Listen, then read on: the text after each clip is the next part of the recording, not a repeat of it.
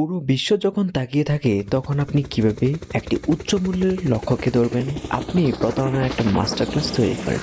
CIA একটি মাত্র ভবনকে টুপ হিসেবে ব্যবহার করে মঞ্চ সাজায় এবং আকাশে 150টি বিমান পাঠিয়ে একটি কানে তালা লাগানো শব্দের ঢাল তৈরি করে, যাতে হেলিকপ্টারগুলো ডেল্টা ফোর্সে নামাতে পারে। কয়েকটি সেকেন্ডে পুরো পরিধি আলোকিত হয়ে ওঠে, রাতকে দিনে পরিণত করে। ধুলো বসার আগেই হেলিকপ্টারগুলো অবতরণ করে ফেলছিল এবং মাদুরো ইতিমধ্যেই চলে গিয়েছিল। আমরা আরও দেখব কিভাবে যুক্তরাষ্ট্র F-35 জেট ও নৌবাহিনী ব্যবহার করে একটি বড় আকারের হামলা চালায়। সবাই সামনে থাকা ভিডিওতে বিস্তারিত আলোচনা করা হবে, তাই সকলকে ধৈর্য সহকারে দেখার অনুরোধ করব। গভীর রাত 2টায় কারো কাছে আলো নিভে যায়। ভোর 5টার মধ্যে ভেনেজুয়েলার প্রেসিডেন্ট অদৃশ্য হয়ে যান।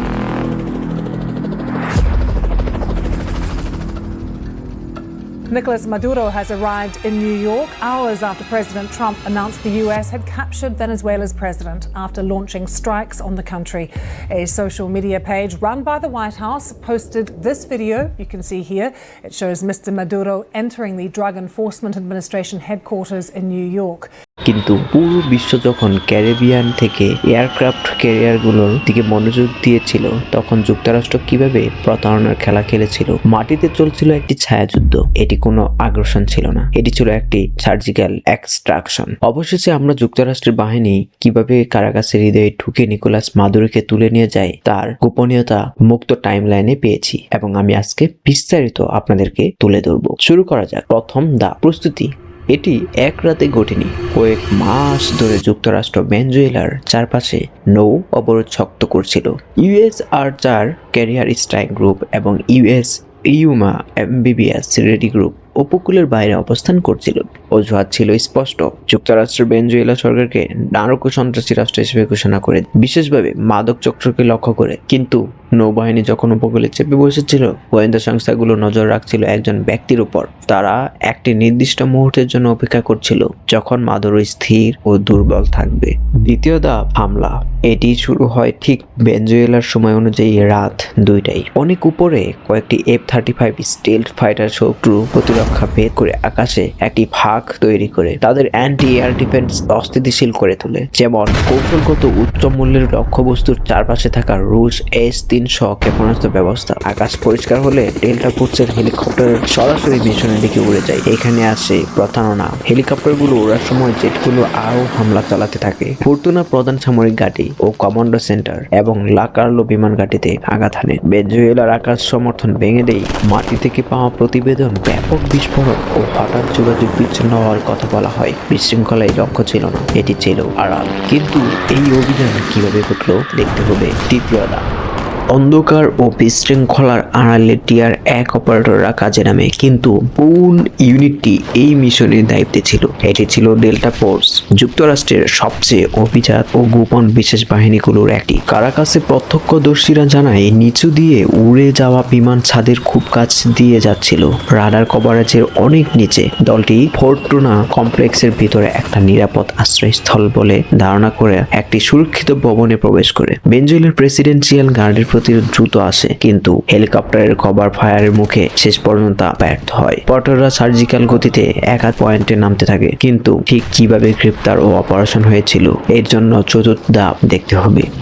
বিশেষায়িত হেলিকপ্টার লক্ষ্যবস্তুর উপর ভেসে থাকে আক্রমণকারী দল নামায়। ডজনখানেক আক্রমণকারী হেলিকপ্টার দমনমূলক গুলি চালানোর সময় ডেল্টা স্পেশাল ফোর্স নেমে উচ্চমূল্যের লক্ষ্যবস্তুর খোঁজ শুরু করে। তারা তাকে কিভাবে খুঁজে পেল? সহজ। সিআইএ নিকোলাস মাদুরো ঘনিষ্ঠ বৃত্তের ভিতরে একজন গুপ্তচর বসিয়েছিল। এদিকে যুক্তরাষ্ট্রের ডেল্টা ফোর্স তার নিরাপদ বাড়ির হুবহু প্রতিরূপ তৈরি করে চোখ বেঁধেও অভিযান চালাতে পারার মতো করে বারবার মহড়া দেয়। পরোটারা এত দ্রুত কক্ষে ঢুকে পড়ে যে তার নিরাপত্তা বাহিনী প্রতিক্রিয়া দেখানোর সুযোগই পাননি। ফ্লাশ গ্রেনেডের শব্দে নিরাপত্তা রক্ষীরা দিশারা হয়ে যায়। ক্লোথস ব্যবহার করে তারা দরজা বন্ধ করার আগেই তাকে ধরে ফেলে। ডেল্টা ফোর্স কম্পাউন্ড ভাঙার মুহূর্তে মাদুরোর আতঙ্ক ও বিস্ময় তাকে স্থির করে দেয়। নিকোলাস মাদুরো ও তার স্ত্রী সেলিয়া ফ্লোরেসকে শারীরিকভাবে নিয়ন্ত্রণে নেওয়া হয়। এটি কোনো আলোচনা ছিল না। তাদের আটক করে সঙ্গে সঙ্গে এক্সট্রাকশন পয়েন্টে নিয়ে যাওয়া হয়। এই বিমানগুলো ভবন থেকে শহরের এক্সট্রাকশন এবং আকাশী জ্বালানি নেওয়ার ক্ষমতা রাখে। কয়েক মিনিটের মধ্যেই তারা আকাশে উঠে ভেনেজুয়েলার আকাশসীমা ছেড়ে ক্যারিবিয়ানে একটি সুরক্ষিত ভাসমান স্টেজিং বেসের দিকে যায়। অপারেশন সাউদার্ন স্পিয়ার এক রাতেই দক্ষিণ আমেরিকার ভূরাজনৈতিক মানচিত্র বদলে দিয়েছে। কিন্তু অপেক্ষা করুন, এক্সট্রাকশনের আগে ও পরে F-35 জেটগুলো হামলার অগ্রভাগে নেতৃত্ব দিয়েছে বলেও প্রতিবেদন আছে। আমরা দেখব কেন যুক্তরাষ্ট্র ভেনেজুয়েলায় অভিযানের জন্য F-16 এর বদলে F-35 ব্যবহার করেছে, কারণ এটি একটি সুসংগঠিত ও সামরিকৃত দেশ। ভেনেজুয়েলা তাদের সীমান্ত উন্নত রুশ S-300 ক্ষেপণাস্ত্র ব্যবস্থা, চীনা রাডার নেটওয়ার্ক, সমন্বিত রুশ বিমান প্রতিরক্ষা এবং শাহেদ ড্রোন মোতায়েন করেছে। এটি এমন একটি মারাত্মক ও চ্যালেঞ্জিং পরিবেশ তৈরি করে যেখানে পুরনো F-16 টিকে থাকতে হিমশিম খাবে। উল্লেখ করা হয়েছে প্রায় 150টি বিমান ও 8টি মার্কিন ডেস্ট্রয়ার সেখানে মোতায়েন ছিল। এছাড়াও 3টি অ্যাম্ফিবিয়াস এয়ারক্রাফট ক্যারিয়ার ও নজরদারি বিমান ছিল, যা একে একটি বিশাল কমান্ড ও কন্ট্রোল জাগরণেতে পরিণত করে, যা আধুনিক সামরিক বাহিনীর বিমান প্রতিরক্ষা ভেদ করতে সক্ষম। এটি প্রয়োজনে ভেনেজুয়েলার পুরো বিমান প্রতিরক্ষা নেটওয়ার্ক মোকাবেলার প্রস্তুতির ইঙ্গিত দেয়। কিন্তু প্রশ্ন হলো, ভেনেজুয়েলার বিমান বাহিনী কেন বাধা দিতে ব্যর্থ হয়? 2025 সাল পর্যন্ত ভেনেজুয়েলার ফাইটার জেট বহরে প্রধানত প্রায় 21টি মাল্টি রোল ফাইটার রয়েছে, যা 2006 থেকে 2008 সালের মধ্যে রাশিয়া সরবরাহ করেছিল এবং যা তাদের যুদ্ধ ক্ষমতার মেরুদণ্ড। এছাড়া তাদের কাছে পুরনো ব্যাচের প্রায় 5টি কার্যকর F-16 ফাইটিং ফ্যালকন রয়েছে। এর মধ্যে 3টি 1 আসনের F-16 এবং 2টি 2 আসনের F-16B। এই F-16 গুলো পুরনো, রক্ষণাবেক্ষণ ও যন্ত্রাংশ সহায়তা সীমিত। যুক্তরাষ্ট্রের নিষেধাজ্ঞার কারণে ভেনেজুয়েলা যুক্তরাষ্ট্র থেকে পিস ডেল্টা নামের একটা বৈদেশিক সামরিক বিক্রয় চুক্তির মাধ্যমে 1982 সালের মে মাস F-16 সংগ্রহ করে, যখন কূটনৈতিক ও সামরিক সম্পর্ক ভালো ছিল। তারা ছিল প্রথম লাতিন আমেরিকান দেশ যারা F-16 পায়। সরবরাহ হয় 1983 থেকে 85 সালের মধ্যে। বর্তমানে অভিযানে যুক্তরাষ্ট্র F-16 ব্যবহার না করার কারণ হলো এই জেটগুলোর কাছে S-300 ও অন্যান্য সমন্বিত প্রতিরক্ষা এড়ানোর মতো স্টেলথ সক্ষমতা নেই। উন্নত S-300B বা অ্যান্টি-2500 ব্যবস্থা ঘন চীনা ও রুশ রাডারের সহায়তায় সহজেই দূর থেকে পুরনো বিমান শনাক্ত ও লক্ষ্যবস্তু করতে পারে। এমন পরিবেশে F-60 পাঠালে উচ্চ ক্ষয়ক্ষতির ঝুঁকি থাকবে। বলে গেলে চলবে না রুশ বুক বিমান প্রতিরক্ষা ব্যবস্থা, যা সহজেই একটি F-60 ভূপাতিত করতে পারে। এই সংস্থা S-15 বা S-24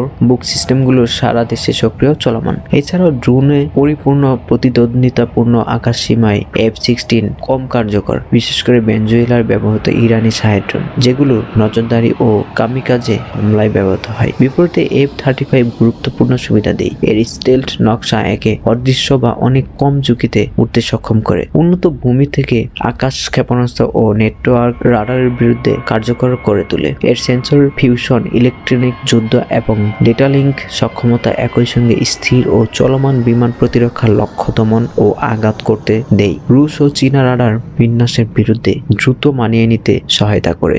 যখন বিমানগুলো ভেনেজুয়েলার অ্যান্টি এয়ার ডিফেন্স ধ্বংস করছিল, তখন এটি CIA ও বিশেষ বাহিনীকে তাদের লক্ষ্যের দিকে অগ্রসর হতে সুযোগ দেয়। ভেনেজুয়েলা সীমান্ত রুশ, চীনা, ইরানি ও দেশীয় বিমান প্রতিরক্ষা ও ড্রোন ব্যবস্থার বিপুল উপস্থিতি মানে স্টেলথ ফাইটার জেটেই প্রথম আঘাতের ঢেউয়ের প্রয়োজনীয় টিকে থাকা ও আঘাত করার সক্ষমতা দেয়। কিন্তু তারা কিভাবে ঘড়ির কাঁটার দিকে ঘুরে? পুয়ের্তো রিকো থেকে ভেনেজুয়েলার দূরত্ব প্রায় 1300 কিলোমিটার, অর্থাৎ প্রায় 810 মাইল। উচ্চ সাবসনিক গতিতে উড়লে একটি F-35 এর জন্য এটি প্রায় 1.5 ঘন্টার ফ্লাইট সময়। এই জেটগুলো ঘড়ির কাঁটার দিকে ঘুরে কারণ এর যুদ্ধ ব্যাস প্রায় 770 মাইল। সতর্ক জ্বালানি ব্যবস্থা ও সীমিত লটারিং এর মাধ্যমে পুয়ের্তো রিকো থেকে ভেনেজুয়েলার বেশিরভাগ অংশ পৌঁছানো যায়। মিশনের সময় বাড়াতে ও আরও ভিতরে পৌঁছাতে ক্যারিবিয়ান অঞ্চলে কৌশলগতভাবে মোতায়েনে আকাশ জ্বালানি সরবরাহকারী ট্যাঙ্কার ব্যবহার করা হয়। যেসব পরিস্থিতিতে মিনিটের মধ্যে হামলা দরকার, সেখানে F-35B বহনকারী মার্কিন BBS অ্যাসল্ট শিপ থেকে দ্রুত জেট উৎক্ষেপণ করা যায়। ক্যারিবিয়ানে অবস্থান করা এমন জাহাজ থেকে F-35B প্রায় 10 থেকে 15 মিনিটের মধ্যে ভেনেজুয়েলার লক্ষ্যবস্তুতে পৌঁছাতে পারে। গতি ও রুটের উপর নির্ভর করে লক্ষ্যবস্তুতে সাধারণত মাদক পাচার নেটওয়ার্ক, বিমান প্রতিরক্ষা স্থাপনা, কমান্ডো সেন্টার ও ড্রোন সুবিধা অত্যন্ত থাকে, যা সমুদ্রভিত্তিক নমনীয় হামলার সুযোগ দেয়। সার কথা, ভেনেজুয়েলার কাছে যুক্তরাষ্ট্রের F-35 মোতায়েন অঞ্চলটির সামরিক সক্ষমতাকে নতুনভাবে সংজ্ঞায়িত করে। এটি স্টেলথ, উন্নত সেন্সর, ইলেকট্রনিক যুদ্ধ ও নেটওয়ার্ক অপারেশন একত্র করে জটিল বিমান প্রতিরক্ষা ভেদ করে স্থায়ী আকাশ আধিপত্য ও দ্রুত হামলার সক্ষমতা বজায় রাখে। এটি কেবল মাদক বিরোধী কৌশলের বাইরে গিয়ে ভেনেজুয়েলার সামরিক হুমকি, নিরুৎসাহিত এবং প্রয়োজনীয় সিদ্ধান্তমূলকভাবে মোকাবেলা করার প্রতিফলন। আমরা সমুদ্র, আকাশ ও স্থল নিউক্লিয়ার ট্রায়াডের উপাদানগুলোর গভীর বিশ্লেষণ করেছি, তাই আরও ভিডিও মিস না করতে সাবস্ক্রাইব করুন।